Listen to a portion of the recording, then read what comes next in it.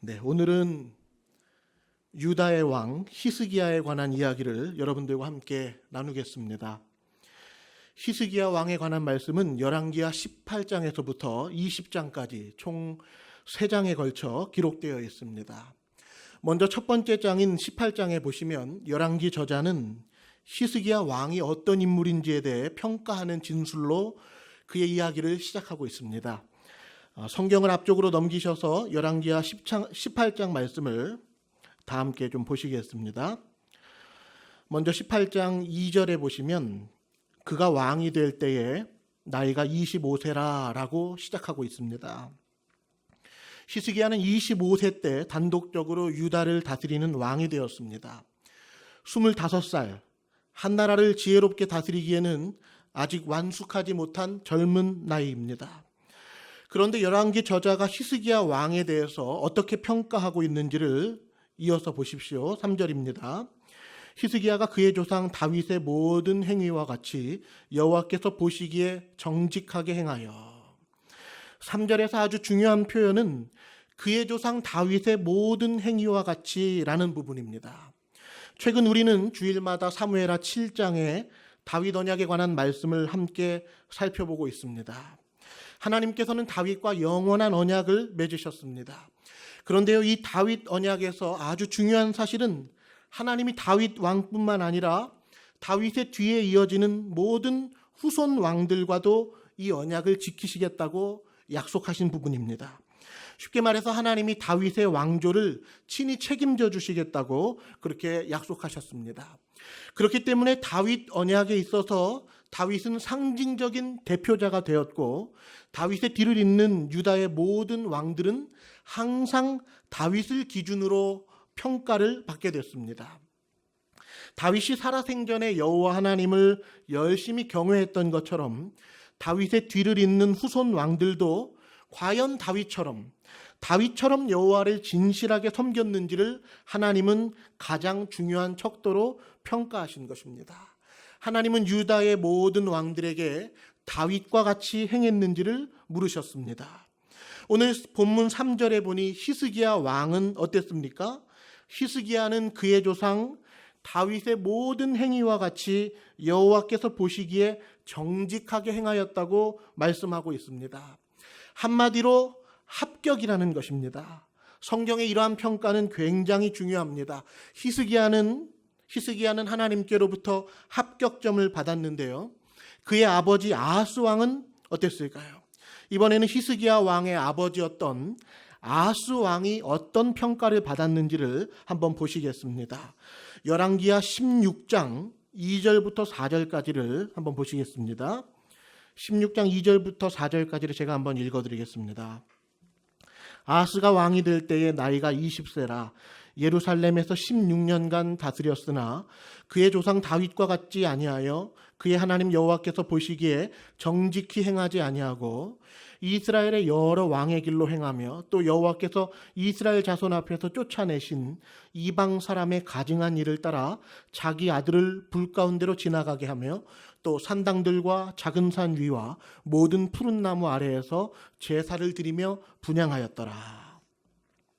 히스기야 왕의 아버지였던 아하스 왕은 20세에 왕이 됐습니다. 그런데 아하스 왕에 대한 평가가 어떻습니까? 아하스는 그의 조상 다윗과 같이 행했습니까? 그렇지 않았습니다. 아하스는 다윗의 길을 걸어가지 않았습니다. 한마디로 그는 불합격이었습니다. 아하스는 여호와 하나님이 보시기에 정직히 행하지 않았고 여호와께서 쫓아내셨던 온갖 우상들을 들여와 그것을 숭배했습니다. 그리하여 거룩한 제사장 나라인 유다를 우상 숭배하는 나라로 더럽혔습니다. 그러나 아하스 왕의 아들인 히스기야가 왕이 되자 놀라운 변화가 일어났습니다. 이제 다시 열왕기하 18장으로 돌아와서 4절 말씀을 한번 보시겠습니다. 18장 4절입니다. 그가 여러 산당들을 제거하며 주상을 깨뜨리며 아세라 목상을 찍으며 모세가 만들었던 놋뱀을 이스라엘 자손이 이때까지 향하여 분향함으로 그것을 부수고 누후수단이라 일컬었더라. 히스기야 왕은 자신의 아버지 아하스 왕이 걸었던 우상 숭배의 길로 가지 않았습니다. 오히려 히스기야는 다윗 왕의 길로 행했습니다. 그래서 아버지가 지금껏 그토록 섬겨왔던 우상들을 모조리 몰아냈습니다. 산당들을 제거하고 주상을 깨뜨리며 아세라 목상을 찍었습니다. 심지어 사람들이 모세가 만든 놋뱀을 향해 분향하며 마치 우상처럼 아직도 그 놋뱀을 숭배하자 히스기야는 그 놋뱀을 부서뜨려 산산조각을 냈습니다. 그리고 그 깨진 놋뱀 조각들을 느후수단이라 불렀습니다. 느후수단이 무슨 뜻입니까? 놋조각이라는 뜻입니다.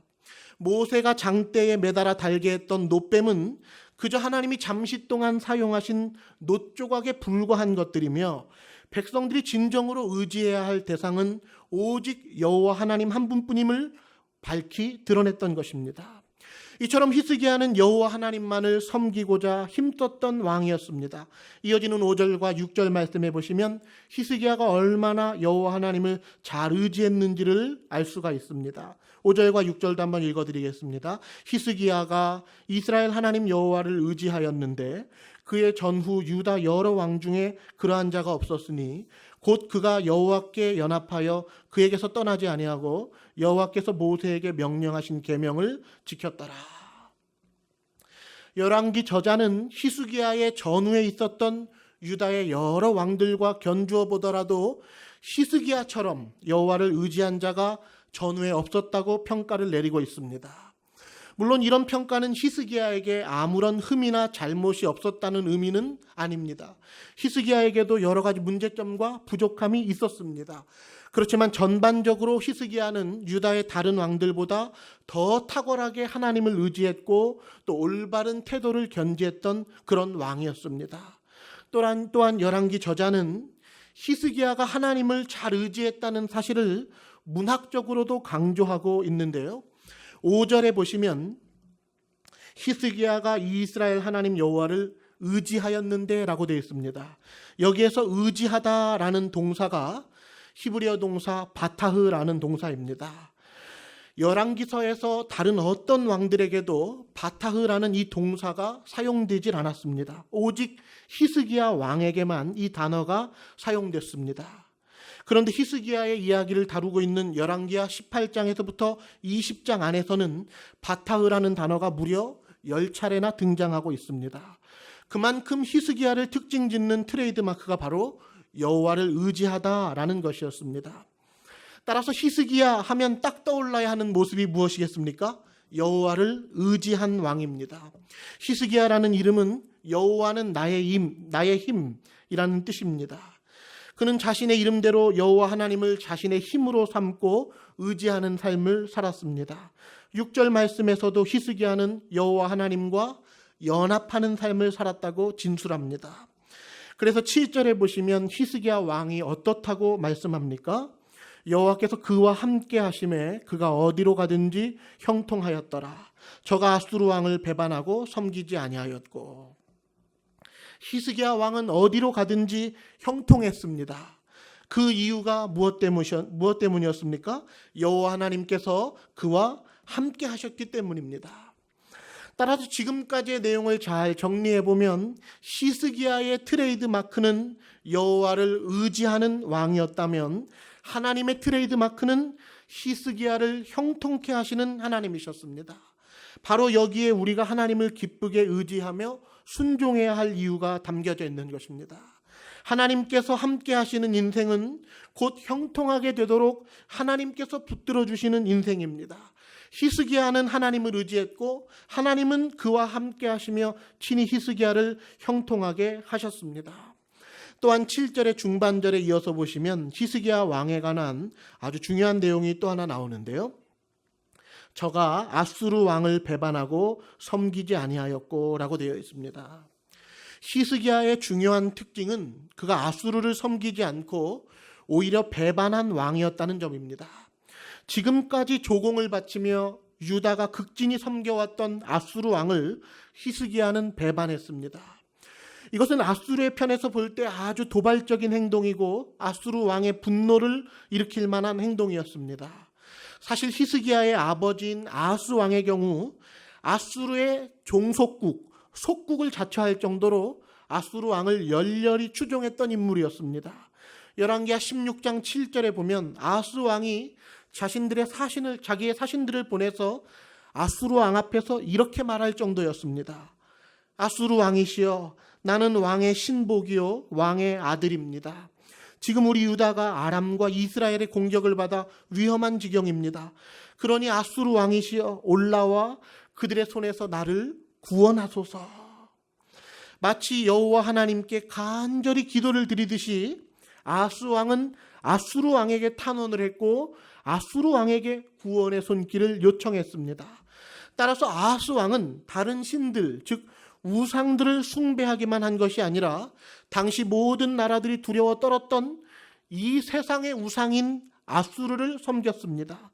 아수르 왕을 잘 섬기기만 하면 얼마든지 잘 살 수 있다는 생각이 아하스 왕에게 가득했던 것입니다. 이렇듯 유다는 지금까지 친아수르 정책을 펼치며 아수르를 의지해서 사는 나라였습니다. 그런데 히스기야 왕은 이제 반대로 반아수르 정책으로 돌아서겠다는 것입니다. 히스기야는 대체 무슨 이유로 아수르 왕을 배반하고 섬기지 않으려 했던 것일까요?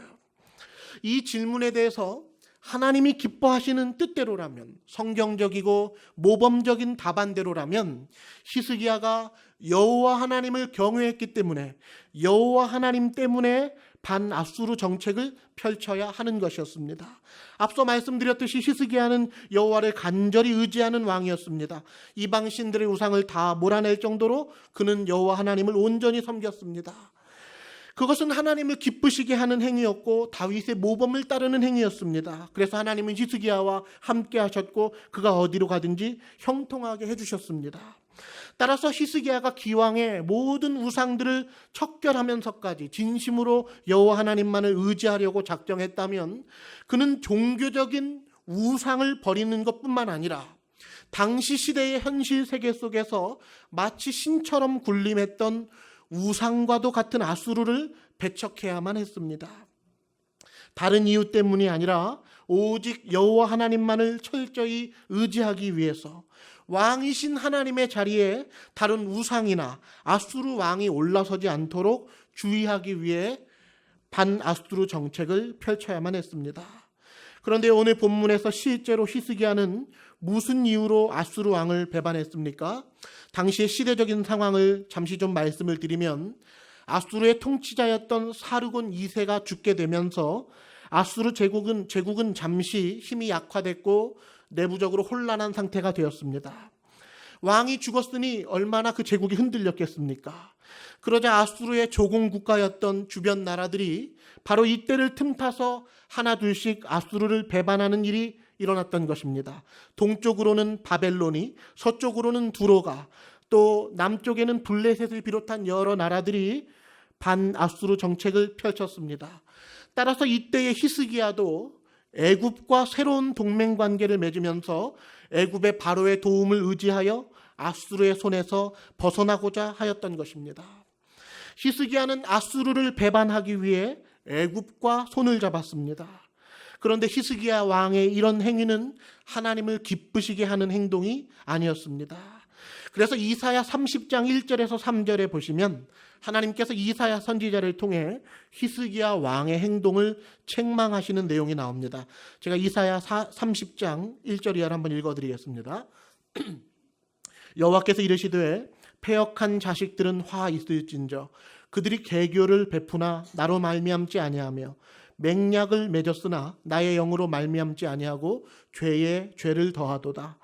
그들이 바로의 세력 안에서 스스로 강하려 하며 애굽의 그늘에 피하려 하여 애굽으로 내려갔으되 나의 입에 묻지 아니하였도다. 그러므로 바로의 세력이 너희의 수치가 되며 애굽의 그늘에 피함이 너희의 수욕이 될 것이라. 그들이 나의 입에 묻지 아니하였도다. 히스기야 왕은 아수르의 주변 국가들이 하나둘씩 배반하는 급변하는 정치적인 소용돌이 속에서 무엇보다 여호와 하나님께 유다가 어떻게 해야 할지를 물어야만 했습니다. 만일 이때 히스기야가 하나님께 나아가 하나님의 뜻을 물었더라면 하나님께서는 또 한 번 히스기야를 형통하게 하시며 피할 길을 내주셨을 것입니다. 그러나 안타깝게도 히스기야는 그렇게 하질 않았습니다. 지금까지 모든 우상들을 다 버리고 여호와 하나님을 섬김으로 칭찬받았던 이 히스기야 왕도 다급한 현실 속에서 재빨리 정치적인 선택을 내려야 했던 상황에서는 하나님을 더욱 의지하는 방법이 아니라 현실의 타개책을 강구하고 말았다는 것입니다. 그래서 그는 결국 애굽의 그늘에 피하려고 했고 바로의 세력 안에서 바로를 힘입어서라도 스스로 강해지려고 했습니다. 그러나 하나님은 이사야 선지자를 통해 경고하여 말씀하시기를 그들이 의지했던 바로의 세력이 도리어 그들의 수치가 되게 하며 애굽의 그늘에 피하려고 했던 그들의 행위가 결국 수욕이 될 것이라고 말씀하셨습니다. 그동안 하나님의 형통케 하시는 은혜 베푸심으로 견고한 나라를 이루었던 유다가 이제 히스기야 왕의 인간적인 선택으로 인해서 심각한 위기를 맞게 됐습니다. 다 같이 열왕기하 18장 13절부터 16절까지 우리 함께 한번 좀 읽도록 하겠습니다. 18장 13절부터 우리 16절까지 함께 읽겠습니다. 시작. 히스기야 왕 제14년에 아수르의 왕 사네립이 올라와서 유다 모든 견고한 성읍들을 쳐서 점령하며 유다의 왕 히스기야가 라기스로 사람을 보내어 아수르 왕에게 이르되 내가 범죄하였나이다. 나를 떠나 돌아가소서.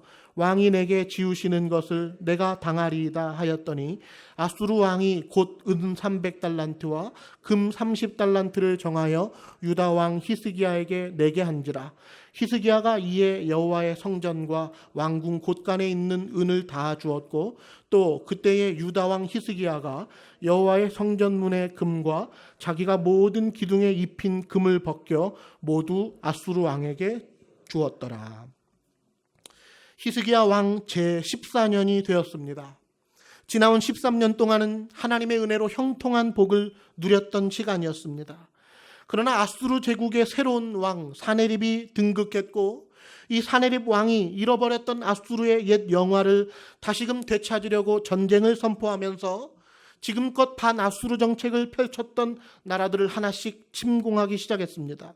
그래서 13절에서는 아수르 왕 사네립이 유다의 모든 견고한 성읍들을 쳐서 점령하기 시작했다고 말씀합니다. 사네립의 비문에 의하면, 사네립의 무덤에 적혀있는 비문에 의하면 아수르는 이 전쟁에서 유다의 46개 성읍들을 점령했고 전략적으로 중요한 요새들을 다 탈취했다고 기록하고 있습니다. 따라서 유다의 왕 히스기야의 입장에서 본다면 46개의 중요한 성읍들이 단순간에 점령이 되었으니 그의 마음이 얼마나 놀랐겠고 얼마나 비참했겠습니까? 그래서 히스기야 왕은 너무도 놀란 나머지 라기스로 속히 사람들을 보내어 아수르와 이전처럼 화친을 맺고자 했습니다. 14절에 보시면 히스기야가 하는 말을 보십시오. 아수르 왕이시여 내가 범죄하였나이다. 나를 떠나 돌아가소서. 왕이 이 나라에서 물러가 주신다면 왕께서 요구하는 것은 무엇이든지 다 바치겠습니다. 히스기야 왕은 자신의 반역을 참회하면서 다시금 아수르를 종주국으로 받들겠다는 뜻을 전했습니다. 그러자 아수르의 왕 사네립은 엄청난 양의 조공을 요구했는데요. 금 30달란트와 은 300달란트를 요구했습니다. 금 30달란트는 약 1028kg에 해당하는 무게이고 은 300달란트는 1281kg에 달하는 무게입니다. 히스기야는 아수르 왕의 이 부당한 요구를 받고도 그저 응할 수밖에 없었습니다. 그래서 여호와의 성전과 왕궁 곳간에 있는 은을 다 내줬습니다. 그래도 모자라 성전 문의 금과 기둥들에 박혀있던, 기둥을 입혔던 금을 모두 벗겨서 모두 아수르 왕에게 주었습니다. 그러니 이때 히스기야 왕의 심정이 얼마나 비통했겠습니까? 지나온 13년의 형통했던 시간들이 무색하다 싶을 만큼 히스기야는 고통스러웠을 것입니다. 그런데 문제는 여기서 끝나질 않았습니다. 이제 본격적으로 더 심각한 위기가 찾아왔습니다. 히스기야가 모든 것을 탈탈 털어 조공했음에도 불구하고 그의 기대와 달리 아수르 왕 사네립은 물러서질 않은 채 계속해서 위협을 가해왔다는 점입니다. 열왕기하 18장 17절 말씀을 보시겠습니다. 아수르 왕이 다르단과 랍사리스와 랍사게로 하여금 대군을 거느리고 라기스에서부터 예루살렘으로 가서 히스기야 왕을 치게 하매 그들이 예루살렘으로 올라가니라. 그들이 올라가서 윗못 수도 곁 곧 세탁자의 발에 있는 큰 길에 이르러 서니라.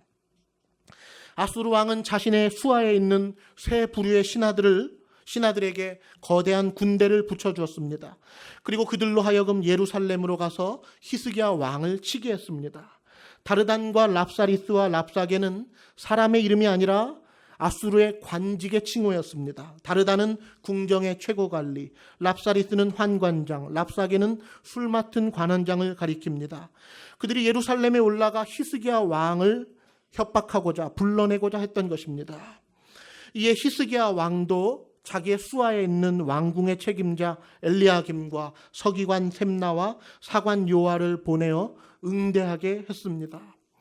아수르 진영에서 술 맡은 관원장인 랍사게가 이제 히스기야가 보낸 신하들을 앞에 두고 대왕 아수르 왕의 말을 히스기야에게 전하라 라고 하면서 온갖 조롱과 도발의 말을 쏟아내기 시작했습니다.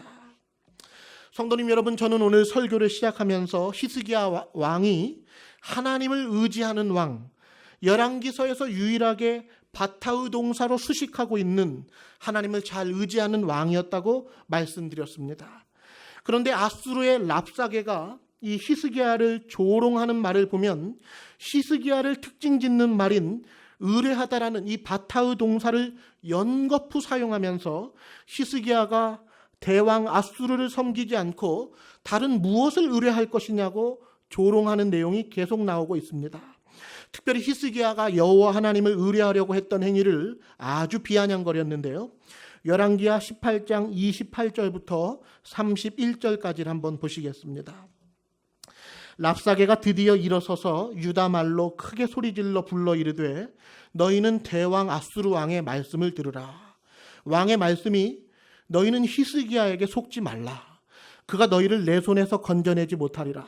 또한 히스기야가 너희에게 여호와를 의뢰하라 함을 듣지 말라. 그가 이르기를 여호와께서 반드시 우리를 건지실지라 이 성읍이 아수르 왕의 손에 함락되지 아니하게 하시리라 할지라도 너희는 히스기야의 말을 듣지 말라. 아수르 왕의 말씀이 너희는 내게 항복하고 내게로 나아오라. 그리고 너희는 각각 그의 포도와 무화과를 먹고 또한 각각 자기의 우물에 물을 마시라. 랍사게는 모든 유다 백성들 앞에서 히스기야 왕을 모독했습니다. 너희는 히스기야에게 속지 말라. 그는 너희를 아수르의 손에서 건져내지 못한다.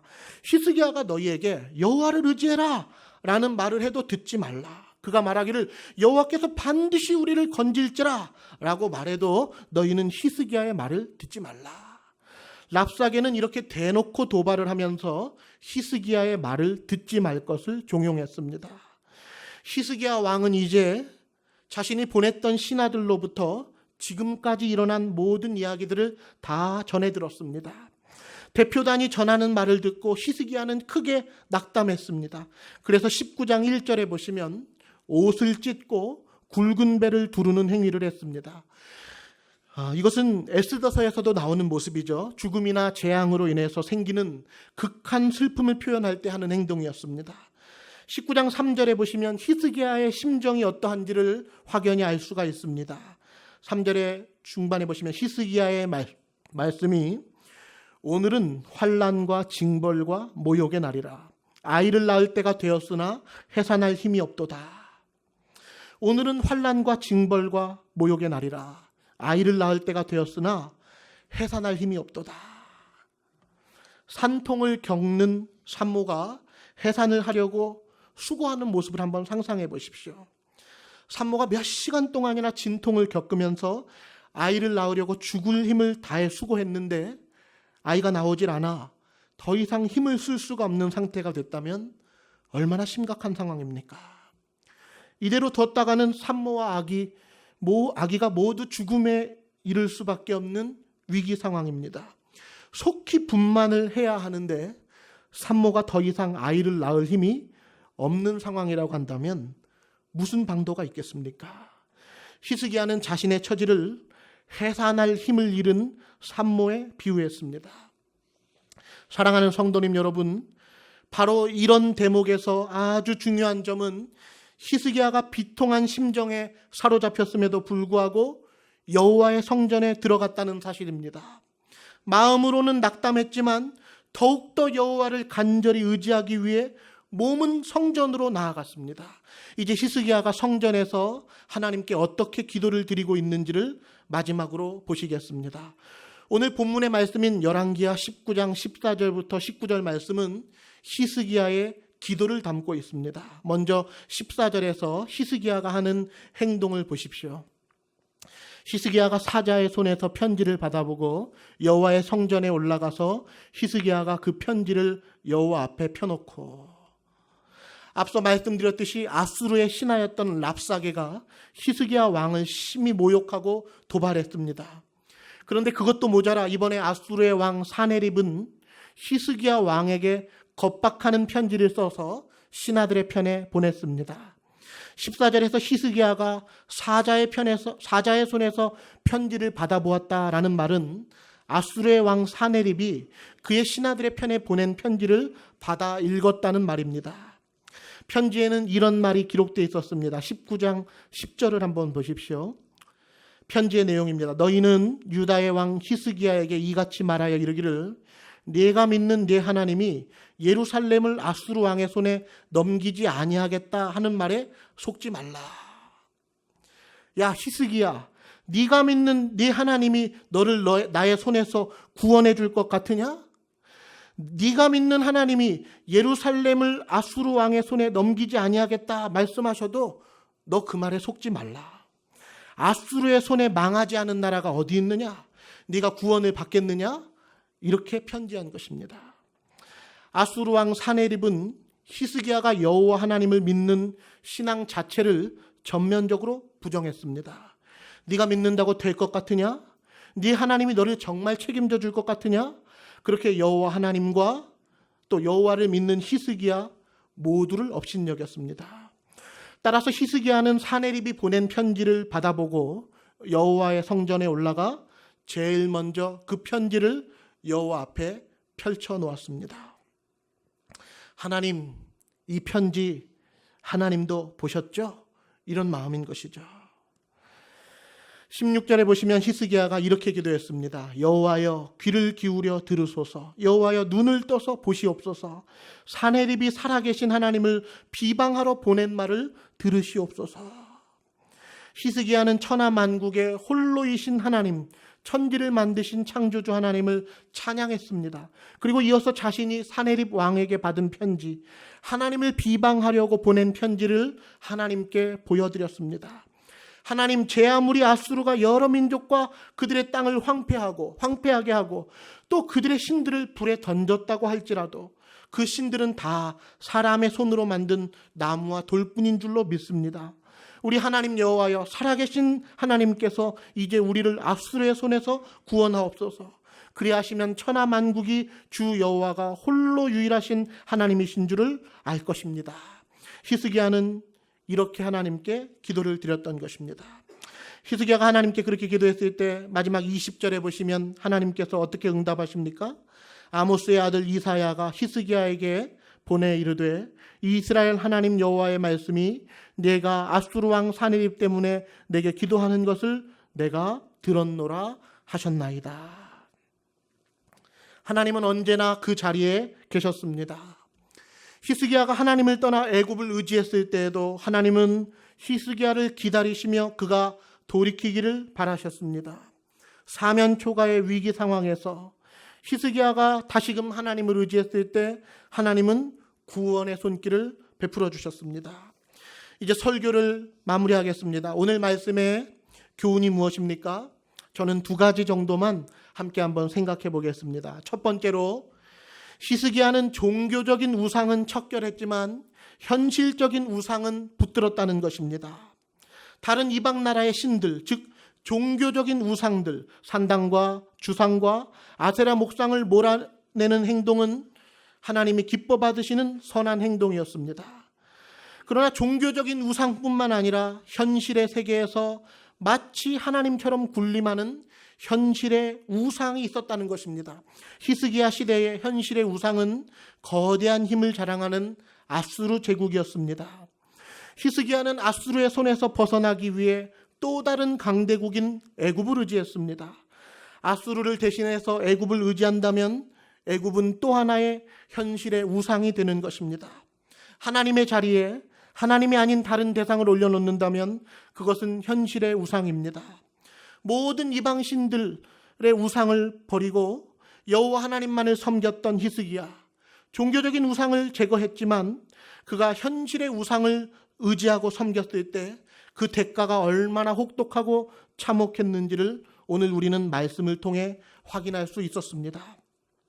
주일 성수를 하고 많은 봉사와 사역을 하고 11조와 감사헌금을 드리고 다른 신들을 일체 의지하지 않으며 종교적으로 하나님만 섬기는 그런 모습을 가졌다 할지라도 실제 삶의 현장에서 하나님을 정말 왕이요 주인으로 의지하며 살아가지 않는다면, 다시 말해 하나님 아닌 것을 하나님처럼 의지한다면 우리는 현실의 우상을 섬기고 있는 것입니다. 구약의 이스라엘의 역사 속에서 제사와 절기 자체가 중단되어 하나님께 벌을 받은 적은 단 한 번도 없었습니다. 그들은 여전히 종교적인 의무와 책임을 다했지만 여호와를 섬기면서 동시에 죄악된 삶을 살아갔기 때문에, 하나님의 자리에 하나님이 아닌 다른 것을 높이며 살았기 때문에 하나님께서는 그들을 벌하신 것이었습니다. 따라서 종교적인 우상을 척결하는 것뿐만 아니라 현실의 우상을 경계하고 몰아내야 합니다. 히스기야는 혹독한 불시험의 끝에 하나님만을 의지하는 법을 배웠습니다. 두 번째로, 히스기야는 어찌되었든 위기 상황에서 하나님을 직면하는 방법을 택했다는 것입니다. 오늘 설교의 제목은 직면입니다. 직면이란 직접 얼굴을 대면하고 서는 것을 의미합니다. 히스기야는 사면 초가의 상황에서 성전에 들어갔습니다. 그리고 마치 하나님과 직접 얼굴을 대면하는 것처럼 직면하는 기도를 드렸습니다. 이것은 우리의 신앙생활에서 굉장히 중요한 모습입니다. 여러분은 하나님과 직면하는 신앙생활을 하고 있습니까? 평소에 신앙생활을 잘하던 사람도 위기 상황이 닥치면 직면이 아니라 외면할 수 있습니다. 그러나 살아계신 하나님을 믿는 우리의 신앙은 하나님을 직면하는 순간에 역사가 나타납니다. 마음이 너무 괴롭고 힘들고 우리를 둘러싼 문제가 사방에서 삼키려고 애워싸고 도무지 해결될 기미가 보이질 않고 돌파구가 보이질 않을 때, 그런 때 우리는 속절없이 무너지고 칠흑 같은 어둠의 늪에 빠져 지낼 수가 있습니다. 그러나 바로 그때에 우리가 속히 나아가야 할 자리가 있다면 하나님께 직면하는 자리입니다. 하나님, 저 지금 죽게 생겼습니다. 너무 힘듭니다. 하나님, 제 사정 다 알고 계시죠? 오늘 일어났던 일 주님 보셨죠? 제가 지금 당한 상황 주님도 다 아시죠? 그렇게 하나님 앞에 직면하는 것이 필요하다는 것입니다. 히스기야가 아수르 왕 사네립으로부터 협박하는 편지를 받았을 때 그 편지를 다 펼쳐놓고 성전에서 하나님 앞에 하소연하며 강청했던 것처럼 히스기야의 직면하는 기도가 우리에게 필요하다는 것입니다. 오늘날 우리 대한민국은 심각한 위기 상황에 놓여 있습니다. 북한의 김정은은 계속해서 미사일 도발을 감행하며 미국의 심기를 자극하고 있고, 미국은 당장이라도 선제 타격을 날릴 듯이 으르렁거리고 있습니다. 또 이외에도 중국과 일본과 러시아 등 주변의 인접 국가들의 긴장 관계는 더욱더 심화되고 있습니다. 이러한 상황에서 약한 힘을 가진 우리나라가 어떻게 해야 되겠습니까? 어느 나라를 붙잡아야 살 길이 있겠습니까? 정치적으로 어떤 노선을 택해야 해답이 있겠습니까? 대통령이 어떤 정책을 펴야 답이 있고 여당과 야당의 정치인들은 어떻게 해야 됩니까? 사람들은 저마다 여러 가지 주장을 내세우고 그만큼 비판의 목소리를 높이고 있습니다. 그러나 아무리 우리가 우리끼리 비판의 목소리를 높인다 할지라도 국제 정세를 바꿀 수는 없습니다. 또한 신기한 사실은 북한이 일본 상공을 관통해서 탄도미사일을 장거리로 발사했을 때 일본은 새벽 시간에 주민들을 대피시키고 초비상사태로 전환해서 아주 난리를 펼쳤습니다. 그런데 우리나라는 그날 잠도 잘 잤고 그 후에도 움쩍도 하질 않고 잘 지냈습니다. 전쟁은 절대로 일어나지 않는다라는 근거 없는 확신이 우리 모두에게 있기 때문에 어떤 사람도 전쟁에 대한 두려움으로 인해 현실을 이탈하는 문제가 없이 일상처럼 각자가 자신에게 주어진 역할을 소화하면서 지내고 있습니다. 그러나 바로 이 시기에 우리에게 가장 필요한 해답과 대안이 무엇입니까? 히스기야처럼 하나님께로 나와 직면하는 기도입니다. 사랑하는 성도님 여러분, 전쟁의 심각한 위협 속에서도 우리가 하나님께로 직면하지 못한다면 얼마나 더 어려운 상황이 되어야 하나님께로 나아갈 수가 있겠습니까? 저는 하나님께 직면하지 못하는 우리 사회와 교회의 현실이 가장 치명적인 문제라고 생각합니다. 직면하지 못하는 것이 슬픔입니다. 직면하지 못하는 것이 비극입니다. 우리가 참으로 두려워하며 간절히 의지해야 할 분은 하나님인데 하나님 없이도 직면하지 않고도 살 수 있다고 생각하는 것이 가장 큰 함정이라는 것입니다.